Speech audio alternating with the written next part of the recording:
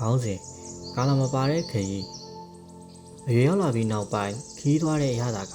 ငငယ်ကမိဘတွေနဲ့သွားရတဲ့ခရီးလောက်ပျော်စရာမကောင်းတော့သလိုစိတ်လှုပ်ရှားမှုမကောင်းတော့တာလည်းအမှန်ပဲ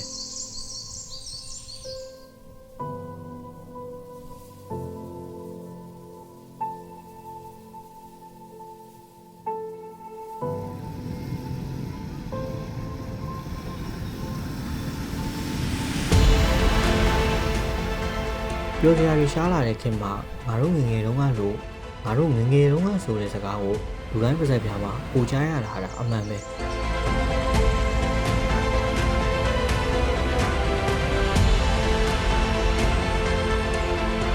ကျွန်တော်တို့အခုဆိုအသက်20ကျော်လူ့ဘဝခရီးရဲ့သုံးပုံပုံတပုံကျော်ဖြတ်ခဲ့ပြီပဲ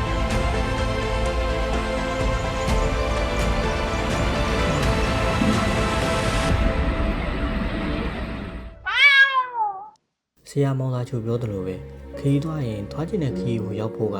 ဂျားထဲမှာတမျိုးတစ်မျိုးဖြတ်သွားရတယ်အချိန်ကတိတ်မကြဘူးလူ့ဘဝခရီးကလည်းဒီလိုပဲပေါ့တင်ခေါ်တင်းဘဝခရီးရဲ့ဘယ်နေရာကိုရောက်နေပြီလဲရှေးရှောင်းမဲ့လူ့ဘဝခရီးမှာဘာတွေကြုံတွေ့ရမလဲဘလို့ခက်ခဲတွေရင်ဆိုင်ရမလဲဆိုတာတင်ရောကျွန်တော်ကအားတင်းပေါ့